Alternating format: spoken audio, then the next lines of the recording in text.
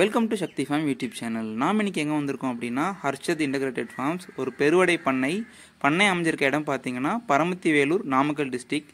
Exact location கரெக்டாக பண்ணை எங்கே அமைஞ்சிருக்கு அப்படின்னா கொட்டுக்காப்பாளையம்ங்கிற இடத்துல அமைஞ்சிருக்கு. இந்த பண்ணையில் பார்த்தீங்க அப்படின்னா பெருவடை சேவல் கோழி அப்புறம் சிக்ஸ் அதுக்கப்புறம் வாத்து எல்லாமே பண்ணுறாங்க.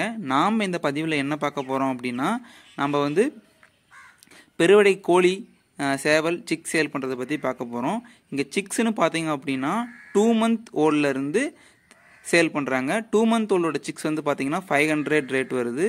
2.5 மாதம் அதாவது 45 நாள் ஆன சிக்ஸ் பார்த்தீங்கன்னா 600க்கும், அப்புறம் 3 மாதம் ஆன சிக் வந்து 700க்கும் சேல் பண்ணுறாங்க. இது வந்து பர் சிக்கோட ரேட்டு. இங்கே சிக்ஸ் மட்டும்தான் பண்ணுறாங்கன்னா அப்படின்னா சிக்ஸ் மட்டும் கிடையாது. அப்புறம் வந்து 5 month ஓல்டு 4 month ஓல்டு அப்புறம் வந்து ஃபீமேல் ஸ்டாக்கு அப்புறம் வந்து ப்ரீடிங் சேவல் எல்லாமே வந்து இது பண்ணுறாங்க. இங்கே பார்த்தீங்கன்னா பெருவடை கோழி வந்து 2.5 கிலோலேருந்து 4 கிலோ வரைக்கும் சைஸ் உள்ள விடையெல்லாம் வச்சுருக்காங்க. இதெல்லாம் பார்த்தீங்கன்னா பண்ணைக்கான ப்ரீடிங் சேவல். இங்கே கிட்டத்தட்ட பார்த்தீங்கன்னா ஒரு 200 எண்ணிக்கைக்கு மேலே இருக்குது. இந்த மாதிரி பெரும் பண்ணையை வந்து பராமரிக்கிறது வந்து ரொம்ப சுத்தமாக வச்சுருக்கணும். இங்கே பார்த்தீங்கன்னா இதெல்லாம் வந்து பேரண்ட் ஸ்டாக்கு. இப்போ பார்த்தீங்கன்னா ஒரு 4 விடைக்கு ஒரு சேவல் வச்சுருப்பாங்க. இங்கே பார்த்தீங்கன்னா இங்கே என்னென்ன லைன் இருக்குது அப்படின்னா சாம்பல் பூதி கலர் தவிர மீது எல்லாமே வச்சுருக்காங்க. செங்கருப்பு, காகம், பொன்றம், மயில் இது எல்லாமே பார்த்தீங்கன்னா எப்போ பார்த்தாலும் நம்ம எப்பயுமே நமக்கு கிடைக்கும் மேக்ஸிமம். ஆனால் ஒயிட்டும் கீரியும் மட்டும் இவங்ககிட்ட கம்மி பேரண்ட் ஸ்டாக் இருக்கனால அது மட்டும் வந்து சிக் கிடைக்கிறதாகட்டும் பட்டா சேவல்கள் கிடைக்கிறதாகட்டும் அது மட்டும் கொஞ்சம் வந்து கம்மியாக கிடைக்கும். அது மீன்ஸ் அதை வந்து இப்போது ஒரு 20 செங்கருப்பு சேவல் இருக்குது அப்படின்னா அங்கே ஒரு கீரியோ ஒரு வெள்ளை அந்த மாதிரி தான் இருக்கும். மற்றபடி மீதி எல்லா நேரமுமே எப்பயுமே பண்ணையில் கிடைக்கும். இது இல்லாமல் பார்த்தீங்க அப்படின்னா டிரான்ஸ்போர்ட்டும் இவங்க பண்ணுறாங்க. நீங்கள் வந்து ஃபார்மில் வந்து டைரக்ட் விசிட் அலௌட் இருக்கான்னு கேட்டோம். டைரக்ட் விசிட் அலௌடு இருக்குது. பட் சனி ஞாயிறு மட்டும்தான், சாட்டர்டே சண்டே மட்டும்தான் வந்து டைரக்ட் விசிட் வந்து அலௌடு இருக்குது ஃபார்முக்கு. அப்புறம் கால் பண்ணுறதும் பார்த்தீங்க அப்படின்னா சனி ஞாயிறில் நீங்கள் கால் பண்ணால் எடுப்பாங்க. வீக் டேஸில் சாயந்தரம் 7 மணிலேருந்து 10 மணி வரைக்கும் கால் பண்ணால் ரெஸ்பாண்ட் பண்ணுவாங்க. மற்றபடி நீங்கள் வாட்ஸ்அப் பண்ணிங்கனாவே எல்லா டீட்டெயிலுமே அவங்க வந்து சென்ட் பண்ணிடுவாங்க உங்களுக்கு. இங்கே பார்த்தீங்க அப்படின்னா வந்து இந்த மாதிரி ஒரு நிறையா சிக்ஸ் இந்த மாதிரி இது வச்சுருக்கும்போது நம்ம வந்து ஃபீமேல் ஸ்டாக் எல்லாமே வந்து ஓப்பன் ப்ரீடிங்கில் இருக்கும்போது நம்ம வந்து அடை வச்சு பொறிச்சதுக்கப்புறம் தான் நம்ம பெருசாகும் போது தான் நமக்கு வந்து தெரியும், அதாவது என்னென்ன நேரம் எந்த இதுன்னு சொல்லிட்டு. இதில் வந்து பார்த்திங்கன்னா இந்த மாதிரி ஒரு நிறையா வச்சுருக்கும்போது நம்ம தீனி போடுற இடம் பார்த்திங்கன்னா ஒரு 4-5 இடத்துல போடுவாங்க. ஏன்னா பெரிய கோழியெல்லாம் சின்ன குஞ்சுங்களை தீனி சாப்பிட விடாது. அதனால் நம்ம தீனி வந்து ஒரு 3 டைம் 4 டைம் போடுற மாதிரி இருக்கும். அப்புறம் நம்ம வந்து எக் கலெக்ட் பண்ணுறது இது எல்லாமே பார்த்தீங்க அப்படின்னா கொஞ்சம் வந்து நமக்கு ஒரு சிரமமாக இருக்க மாதிரி இருக்கும். ஏன்னா நம்ம நிறைய இடத்துல வச்சு ஏன்னா பெரிய பண்ணை மெயின்டைன் பண்ணுறது ரொம்ப கஷ்டம். இது இல்லாமல் பார்த்தீங்கன்னா பட்டா சேவல் அப்படிங்கிறது பார்த்தீங்கன்னா எந்த விலையில் இருக்குன்னா 3000லேருந்து 10,000 ரூபா வரைக்கும் இருக்குது. ஸ்டார்டிங் ப்ரைஸ் வந்து 3000 ரூபா, அதிகபட்ச விலை வந்து 10,000 ரூபா வந்து தராங்க. அப்புறம் வந்து ஃபீமேல் ஸ்டாக் அதாவது கன்னி விடை இல்லைனா கூம்பு விடை பார்த்தீங்கன்னா 1500 ரூபாயிலேருந்து 3500 ரூபா வரைக்கும் ப்ரைஸ் ரேஞ்சில் கொடுத்துக்கிட்டு இருக்காங்க. நீங்கள் வந்து காண்டாக்ட் பண்ணி அவங்கள கேட்கலாம். நம்ம இந்த பதிவில் அவங்க பண்ணையில் இருக்க எல்லா அதாவது பேரண்ட் ஸ்டாக் என்னென்ன விடை வச்சுருக்காங்களோ எல்லா விடையுமே நம்ம அதை காட்டிடுறோம். அது இல்லாமல் ஒவ்வொரு கோழிக்கான சிக்ஸ் இப்போ பார்த்தீங்கன்னா பூதி சிக்ஸ் இருக்கும், கீரி இருக்கும், அப்புறம் செங்கருப்பு இருக்கும், வள்ளுவர் இருக்கும், மயில் இருக்கும். இந்த மாதிரி எல்லா சிக்ஸுமே எப்பயுமே வந்து இந்த மாதிரி ஒரு பெரிய பண்ணை நம்ம வச்சுருக்கோம் அப்படின்னா நம்ம ஒரு 40 விடை 50 விடை வச்சுருக்கோம் அப்படின்னா நம்ம கண்டிப்பாக அதாவது 4 விடைக்கு ஒரு சேவல். இப்போ 50 விடை வச்சுருக்கீங்கன்னா கண்டிப்பாக உங்ககிட்ட 10 ப்ரீடிங் சேவல் இருக்கும். ஒவ்வொரு சேவலுமே 4 கோழியை கூட்டிகிட்டு போகும். இது இல்லாமல் ஒரு பண்ணை வச்சுருக்கோம் அப்படின்னா அதுக்கான இன்ஃப்ராஸ்ட்ரக்சர் வச்சுருக்கணும். இப்போ பார்த்தீங்கன்னா ஒரு 50 விடை இருக்குது அப்படின்னா ஒரு 4-5 இடத்துல முட்டை விடுறதுக்கு எக் ட்ரே முட்டை கலெக்ட் பண்ணுற மாதிரி வச்சுருக்கணும். அது காக்கா வந்து கொத்தாமல் முட்டையை நம்ம சேஃபாக எடுக்கிற மாதிரி இருக்கணும்.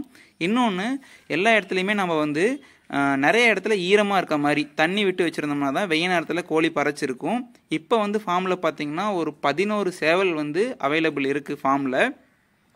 பட்டாவாகவும் இருக்குது, அப்புறம் வந்து ப்ரீடிங்க்கு ஏற்ற சேவலாகவும் இருக்குது. இது எல்லாமே பார்த்திங்கன்னா வந்து சேலுக்கு அவைலபிளாக இருக்க சேவல் தான்.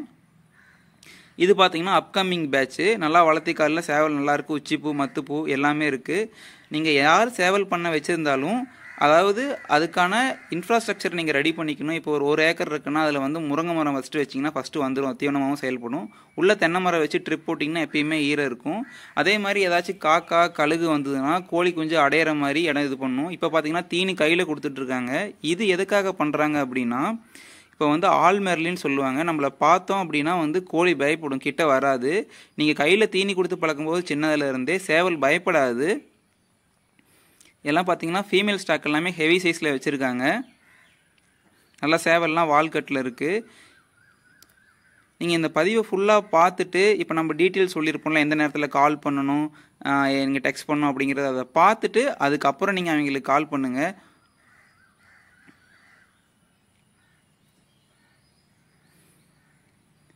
அதே மாதிரி நம்ம இவ்வளோ பெரிய பண்ணை வச்சுருக்கும்போது இந்த வேக்சின் பண்ணுறது நான் நிறையா வீடியோவில் உங்களுக்கு சொல்லியிருப்பேன். சிக்ஸுக்கு நீங்கள் சின்ன வெங்காயம் போட்டிங்க அப்படின்னா இறப்பு சதவீதம் ரொம்ப கம்மியாக இருக்கும். சின்ன வெங்காயம் போடும்போது பாதி பிரச்சனை வராது. அப்புறம் வந்து அல்போமர் அப்படிங்கிற மருந்து தான் டிவார்மிங்க்கு யூஸ் பண்ணுவாங்க. அதை ஒரு 2 மாத இடைவேளைக்கு, அதாவது 60 நாளுக்கு ஒரு வாட்டி நம்ம கொடுத்தோம் அப்படின்னா குடல் புழுவெல்லாம் நீங்கி நல்ல வெயிட் கெயினோடு இருக்கும். இல்லை நம்ம கொடுக்குற தீனியெல்லாம் அந்த புழு சாப்பிட்டுட்டு அது வந்து கோழி பெருசாக விடாது.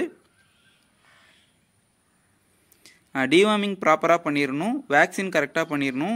நீங்கள் பேரண்ட் ஸ்டாக், அதாவது நீங்கள் வச்சுருக்க வந்து வெடை கோழிகளுக்கு, தாய் கோழிகளுக்கு நீங்கள் வந்து நெல் போட்டிங்க அப்படின்னா கொழுப்பு கட்டாது, அதிக நாள் நம்ம லைஃப் வச்சுருக்கலாம். இன்னொன்று, நம்ம தாய் கோழிகளுக்கு, அதாவது அம்மை நோய், ஆர்டிவிகே வேக்சினு, லசோட்டா, இந்த மாதிரி எல்லாமே நம்ம தாய் கோழிகளுக்கு கொடுத்துட்டோம்னாவே, ரெகுலராக கொடுத்துட்டு இருந்தோம் அப்படின்னா அதுக்கு வர சிக்ஸுக்கு வேக்சின் பண்ணாமையே, அதாவது அதோட பிளட்லேயே அதுக்கான இம்யூனிட்டி வந்து ஃபார்ம் ஆயிரும். நெக்ஸ்ட் ஜென்ரேஷன் இந்த நோய்க்கான எல்லா எதிர்ப்பு சக்தியோட வரும். அதனால் நம்ம சிக்ஸுக்கு இதெல்லாம் பண்ணணுங்கிறத விட, நம்ம ஒரு வெடை வந்து ஒரு ஃபார்ம் செட் பண்ணுறோம் அப்படின்னா, நீங்கள் ஒரு 10 கன்னி வெடை வச்சுருக்கீங்கன்னா அதுக்கு ப்ராப்பராக இந்த எல்லா வேக்சினுமே பண்ணிட்டு வந்தீங்கன்னா அது முட்டை விட்டு அடப்படுத்து நமக்கு கொஞ்சம் சிக்ஸ் வரும்போது கண்டிப்பாக இருக்கும். இன்னொன்று, நம்ம இந்த மாதிரி வந்து தரமான சேவல் கோழி இதெல்லாம் வளர்த்துறோம் அப்படின்னா கண்டிப்பாக கோழி விடுற முட்டை நம்ம அடை வச்சுட்டு அந்த முட்டையை அதுக்கப்புறம் என்ன பண்ணணும்னா, ஒரு 3 மாதம் கோழி குஞ்சோட தெரிஞ்சிட்டு இருந்து பிரித்து விட்டதுக்கப்புறம் விட்டுற முட்டை பார்த்தீங்க அப்படின்னா தரமாக அந்த கோழி 3.5 கிலோன்னா அது குழுவுறது உங்களுக்கு 3.5 கிலோ வரும், அதுக்கு மேலேயே வரும். இப்போ ப்ரீடிங் சேவல் வந்து நீங்கள் ஒரு 4 கிலோ போடுறீங்க அப்படின்னா கண்டிப்பாக 4 கிலோ அதுக்கு மேலேயும் வரும். நீங்கள் ஒரு சில பேர் என்ன பண்ணுவாங்க அப்படின்னா, இன்குபேட்டர் வச்சுட்டு கோழி விடுற முட்டையை வந்து ஸ்ட்ரெயிட்டாக இன்குபேட்டரில் வச்சுருவாங்க. இன்குபேட்டரில் வச்சுட்டு அதுக்கப்புறம் கோழிக்கு வந்து குஞ்சு பொறிச்சோன்னே கோழியில் எடுத்து விட்டோம்னா, பிளாஸ்டிக் முட்டை வச்சு எடுத்து விட்டோம்னா நார்மலாக இயற்கையாக என்ன நடக்குமோ அதே மாதிரி இருக்கும். ஹேச்சிங் ரிசல்ட்டும் அதிகமாக இருக்கும். இன்கேஸ் நீங்கள் வந்து இன்குபேட்டர் யூஸ் பண்ணுற மாதிரி இருந்தால். இல்லை நீங்கள் ஸ்ட்ரெயிட்டாக இன்குபேட்டரில் வச்சு ப்ரூடிங் செட்டை போட்டு அப்படியே விட்டிங்க அப்படின்னா அந்த கோழி ரெகுலராக முட்டை விட்டுட்டு இருக்கும்போது அதோட முட்டையோட தரமும், நீங்கள் முட்டை வந்து அதே சைஸ் இருக்க மாதிரி தான் இருக்கும். ஆனால் அதுக்கு பொறிக்கிற சிக்ஸ் பார்த்தீங்கன்னா, போன பேட்ச் 3 கிலோ வந்தது வெடை அப்படின்னா இந்த பேட்ச் 2.5 கிலோ 2.4 வரதே பெருசாக இருக்கும்.